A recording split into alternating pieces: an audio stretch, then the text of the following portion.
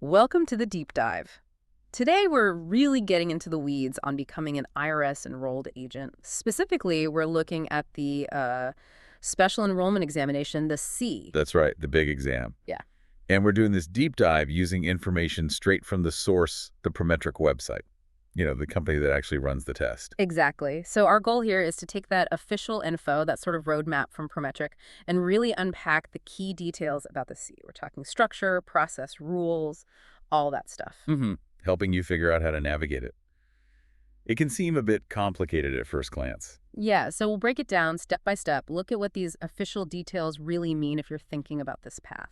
Basically, getting the lowdown direct from the test administrator. Okay, so let's start right at the beginning. What is this special enrollment examination? Why is it so central to becoming an enrolled agent? Well, fundamentally, it's the big exam the IRS sets. Yeah. You absolutely have to pass it to get that credential to be able to represent taxpayers before the IRS. It's the gatekeeper. And it's not just one massive test, is it? I understand it's structured in parts. That's correct. It's actually split into 3 distinct parts. Okay, what are those parts? Lay them out for us. Sure. Part 1 covers individuals. Think personal tax returns. Part 2 is all about businesses. Okay. And then Part 3 deals with representation, practices, and procedures. More the rules and ethics side of things. Individuals, businesses, representation. Got it. Do you have to tackle them in that specific order? 1, 2, 3? No, actually. The source material is quite clear on this. Candidates can take the 3 parts in absolutely any order they want, whatever works best for them. Interesting flexibility. But you do have to pass all 3 eventually, right? Oh, definitely. That's the core requirement. Pass all 3.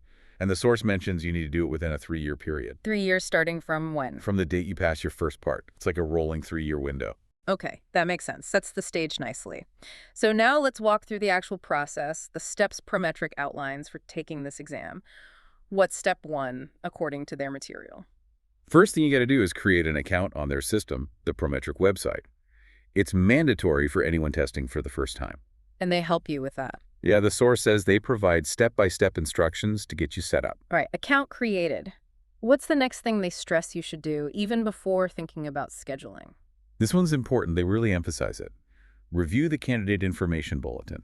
Seriously, they say it's essential reading. Nice that.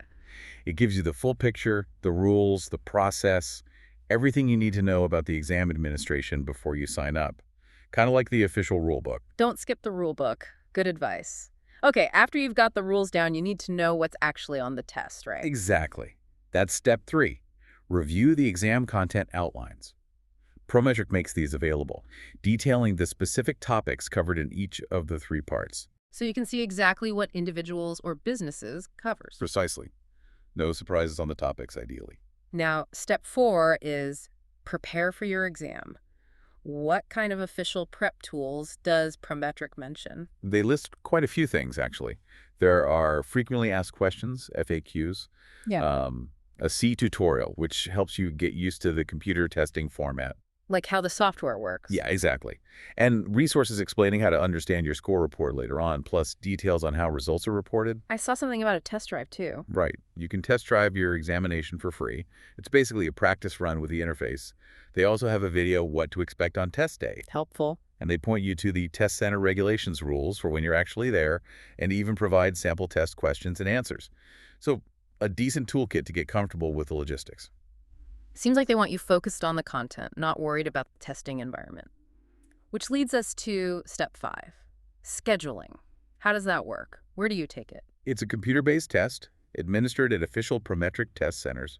And are these centers just in the U.S. or? Mostly U.S., yeah. Mm-hmm. They say they're in most major metropolitan areas, often with weekend and evening slots, which is handy. Mm-hmm. But they do offer international testing, too. Oh, interesting. Is that available anytime?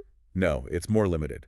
The source says it's usually within the main testing window, May 1st to the end of February, but on specific dates and in specific locations. Did they give any examples for, say, 2025? They did, actually, for June 2025. They listed specific date ranges in Bangalore, Hyderabad, New Delhi, Tokyo, Seoul, Toronto, and London. Pretty specific. Wow, down to the city and dates. But I imagine that could change. Absolutely. They include a note saying international testing details are subject to change, for health and safety reasons. Always best to check the latest info. Good point. So how do you actually book your exam slot, especially with those specific international windows? The source says the easiest way is online. Log into your Prometric account, find the option to schedule now for the CE part you want, then browse the available centers, dates, and times, pick one, and pay. Seems straightforward. After you hit confirm and pay, what's the crucial next action? Check that confirmation email Mhm. immediately. Make sure everything is correct, the exam part, the date, the time, the location. And if it's not, Contact Prometric right away. Don't wait. They provide phone numbers for exactly this reason. can you remind us of those numbers? Sure. Within the U.S., it's toll-free, 1-800-306-3926. Internationally, it's +1 443 751 4193. And they mention their hours are Monday to Friday, 8 a.m. to 9 p.m. Eastern Time. Okay, good to have those handy. What about candidates who need testing accommodations, like for a disability? How does that process work? The source covers that. If you need accommodations under the ADA or for other documented conditions, you need to fill out a specific request packet. Does that involve getting documentation from a doctor? Yes, it does. Yeah. Your healthcare provider needs to fill out their part, documenting the condition and why the accommodation is needed. Prometric uses that to figure out the appropriate support. And you need to plan ahead for that, I assume. Definitely. They generally recommend submitting the request packet at least 30 days in advance. It takes time to process and arrange. Is there an extra fee for accommodations? No, the source is clear. There's no extra charge for approved accommodations. They also mention a list of items that are pre-approved, things you might be allowed to bring in. Okay, good to know. So fast forward, exam is scheduled. Accommodations, if needed, are set. It's test day. What's on Prometric's important test day checklist? Step 6. Right, the checklist. First up, review that confirmation email again. Just double-check everything one last time. And be early. Super important. Get to the test center at least 30 minutes before your scheduled time. They stress looking up directions beforehand, factoring in traffic, parking. Parking fees, maybe? Yeah, they mentioned some centers might charge for parking. And you need time to find the actual testing suite in the building and go through the check-in process. And the absolute must-have item. Your ID. A valid, original, unexpired, government-issued ID. Critically, it needs to have both a current photo and your signature. No ID that meets those rules, you're probably not testing. Makes sense. Any advice on what to wear? Layers.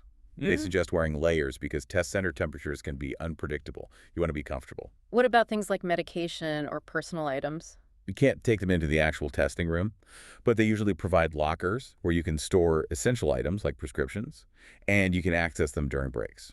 And if the testing room is noisy? They suggest bringing your own soft earplugs if you're sensitive to noise, or you can use the earphones the test center provides. Okay, let's talk about the actual exam timing once you sit down. How long do you get for each part, and how is it broken down? For each exam part, individuals, businesses, or representation, you get a total of 3 hours and 30 minutes. That's 210 minutes. And that's for how many questions? Each part has 100 multiple choice questions, but they're divided into two sections. Section 1 is questions 1 through 50, and Section 2 is 51 through 100. So is the time split like 105 minutes per section? No, and this is key. You have the full 210 minutes for the entire 100 questions. You have to manage that time across both sections yourself. Ah, okay. So you could spend more time on one section if needed. Theoretically, yes. There's just one clock on the screen showing the total time remaining for the whole exam part. Do they give you any time warnings? Like a heads up? They do. The system pops up alerts when you have 105 minutes left, then again at 30 minutes, and a final one at 15 minutes remaining. Now, this next bit seems really crucial based on the source material, the break policy. Tell us about the scheduled break. Right. This is a big one for strategy. There is one scheduled break, and it's 15 minutes long. When does it happen? It happens after you finish the first section, questions 1 through 50. Once you've gone through those, reviewed your answers for that section, and then you have to click to acknowledge you're done with Section 1. Acknowledge. Okay. And then the clock stops. Yes. The main test timer pauses for up to 15 minutes once you acknowledge completion of Section 1. Okay, here's the critical part I noticed in the notes. What happens after you acknowledge finishing Section 1? This is the absolute key takeaway from the source. Once you acknowledge that Section 1 is complete, you cannot go back. You permanently lose access to questions 1 through 50. No changing answers, no second look. Wow, that is huge. So you finish the first 50, you review them then, and once you hit that button, they're locked away forever. Exactly, locked. It really forces you to be confident in your answers for that first half before moving on. You can't flag questions to return to later if they're in the first section, not after the break anyway. That completely changes how you have to approach the exam, doesn't it? Time management within that first section becomes critical. Absolutely. You need to budget your time, review carefully within that first block because there's no going back. It suggests they value decisiveness, maybe? Fascinating.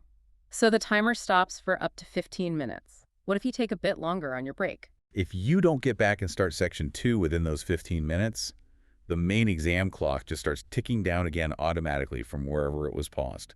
Can you just skip the break entirely? Maybe you're on a roll. Yep, the source says you can decline the break and just move straight into section 2.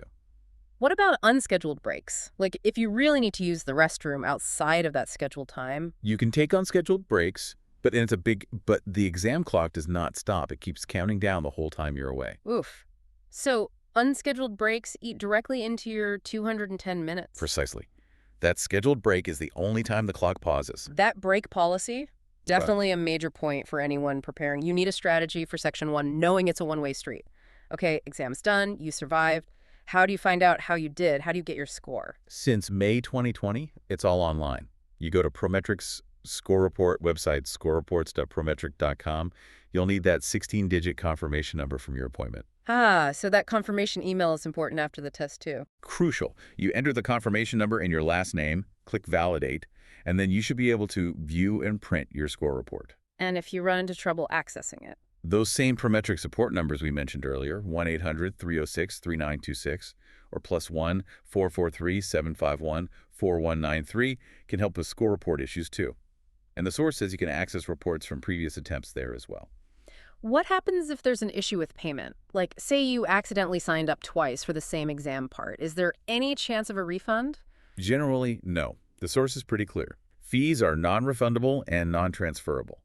They only consider refunds in really specific, limited situations. Like what?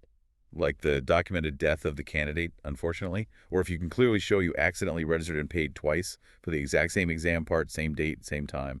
They have a specific refund form for those rare cases. Okay, so don't expect refunds easily. What about other problems? Maybe something felt wrong during the test administration or there was a scheduling mix-up? For things like that, issues with registration, scheduling, or how the test was administered, you can submit a written inquiry or appeal to Prometric Candidate Care. Is there a form for that too? Yes, an inquiry appeal form. They generally aim to respond within about 20 business days, according to the source. And let's say you don't pass a part. How many chances do you get to retake it? You can take each exam part up to 4 times within a single testing window. And remind us when that window is. The main window runs from May 1st through the end of February each year. Okay. Now, just stepping back for a second, all these detailed rules and procedures for the CE, they exist on the Prometric website, which is a pretty big platform, right? It's not just for the IRS exam. That's a good point. Yeah, the Prometric site itself gives context. You talk about why Prometric, their solutions, things like using AI for exam development, their scoring services, the different markets we serve, like professional licenses, academic tests, healthcare certs. So the CE is just one piece of a much larger testing operation. Exactly. They also have general resources like webinars and guides. It shows the C operates within this established professional testing framework. Okay, let's try to wrap this up. We've really dug into the nitty-gritty of the IRS special enrollment exam process today, sticking strictly to what the administrator, Prometric, tells us. Yeah, we've covered the 3 parts, the key steps from creating your account, using their prep tools, the details around scheduling, especially internationally, what to expect on test day. And that really crucial break policy. Definitely that break policy. And then how to get your scores and handle any potential issues afterwards, like appeals or retakes. And knowing these specific administrative details straight from the source is so valuable, isn't it? It takes away some of the mystery, maybe some of the anxiety about the process itself. Right, so you can focus your energy on actually learning the tax material, which is complex enough. Hopefully this deep dive gives you, the listener, a really solid grasp of the operational side if you're aiming to become an enrolled agent or you're already studying. Knowing the rules helps you play the game better. Focus on the content, not the logistics. So here's a final thought to chew on.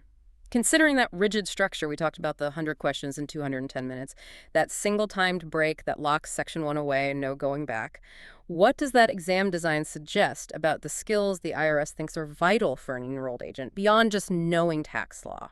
It seems to imply a need for focus, decisiveness, efficient time management under pressure, the ability to make accurate judgments and commit to them without endless second-guessing. Maybe think about how that structure reflects the demands of the actual job. How might you need to adapt your study habits or your test-taking strategy knowing these constraints are built in? Definitely something to consider as you prepare. Thanks for joining us for this deep dive.